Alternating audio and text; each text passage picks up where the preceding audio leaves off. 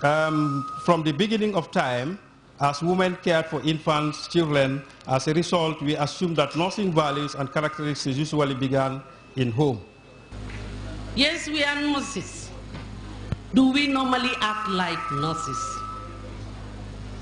I think one thing today, we should think about our attitude. The others have mentioned everything, but I need to buttress more on the attitude of nurses and midwives. It is not all the nurses that are bad. Some are extremely excellent, but there are few, only few, that we need to sit and talk to. And I was just like a preacher from day one when we had problems at Western Region, that we should be a police officer, an army officer, to see that those people who are doing something bad in the system are rectified. The students on the training played a heart-touching play portraying maternal mortality. The main character sadly lost her life during childbirth. I was very worried, hearing the cries and wails this morning. I recognized them as morning and death. I knew that Syria did not survive her illness. Unfortunately, maternal deaths are a daily reality in our community. Just a month ago, my own wife, Sarah's friend, died while giving birth. The program ended with certificates awarded to the graduates and some other colorful awards to outstanding students. The onus now lies on these nurses to put their skills to test by working hard to improve the health of the nation. Ominjai, GRTS. Meanwhile, head teachers and principals of schools within Region 1 were recently thoroughly briefed on the School Star Award system and how their respective schools can win it. Their scheme is one of the series of initiatives introduced by the Ministry of Basic and Secondary Education to recognize and reward schools that have made exceptional progress in improving the quality of teaching and learning. Louis Mendy has more in this report.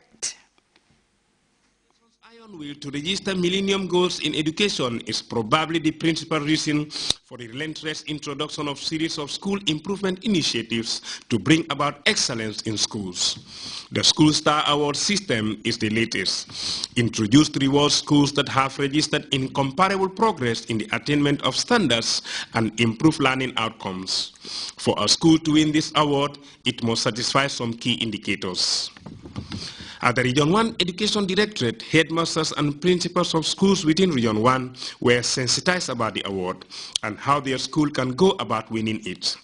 This pamphlet outlines the application procedures for the award. It highlights the basic requirement as to who is eligible and specifies the impending chances and opportunities the scheme presents. The School Star Award is divided into three categories: the 1-Star Award, 2-Star Awards and 3-Star Awards, and are open to lower, upper and senior secondary schools. Each category comes with its accompanying benefits. We have a benefit of 5 scholarships to the students and 1 scholarship to an identified teacher in the school. This goes also along with some financial support such as $5,000. It also have the school also identify a priority area to be supported during the following academic year amounting to a total of $20,000. The 2-Star Awards comes with 10 scholarships for students and 2 for teachers. The winning school will also receive $7,000 per annum in addition to its normal allocation for the duration that the winning school is able to maintain the award. A project with a price tag of nothing more than $30,000 is also part of the package. Star 3, that goes in for 15 students and 3 teachers in the school, and also more and more of the support materials for the school, such as teaching and learning material, the purchase of garden materials, and IT rotors. Stakeholders also have a role to play in the School Star Award system. The challenge is, once you have 1 star, try to aim higher. Because if you don't fit, if after 1 year or 2 years you're going down, the star is going to be withdrawn from you. The roles of the stakeholders starts from the school authorities. The school authority must first assess itself to see what level of star they are qualified to apply for. This must also be supported by the participation of their community, the SMC, the School Management Committee. That is why they are very key. They are also invited in this sensitization program. The participation of the community in the ownership of the school is what we are out to encourage, and therefore their participation in terms of all the development of the school is very, very important. A number of initiatives have been introduced with the sole aim of enhancing standards in schools. Personnel of the Standard and Quality Assurance Directorate of the Ministry of Basic and Secondary Education are with the view that the School Star Award has what it takes to propel standards to a new whole level. Louis Mendy, Grts. Well, time now to take our first break. We'll be back with news from outside the Gambia. Stay tuned. With QCell's 4G, you can access the internet at unbeatable speeds on your laptop or desktop computer. You can also use your mobile or tablet to browse the internet via Wi-Fi. QCell's 4G internet can keep you connected either in your home or in your office.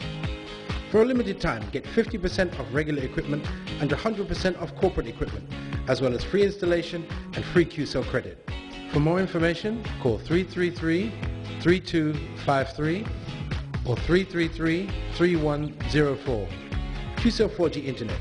Fast, affordable and reliable. QCell. Sunibus. The Gambia's quality network.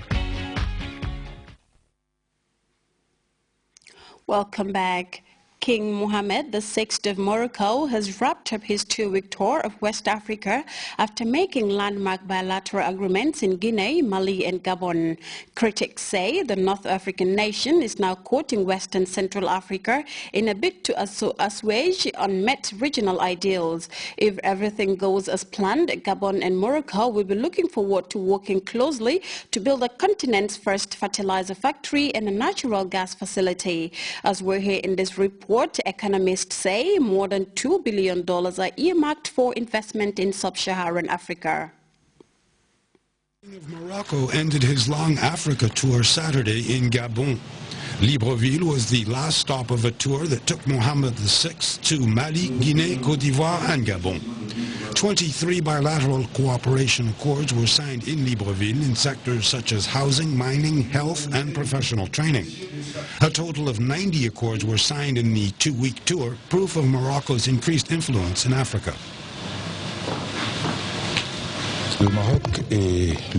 Morocco is the top African investor in West Africa and Central Africa, and the second investor overall in Africa.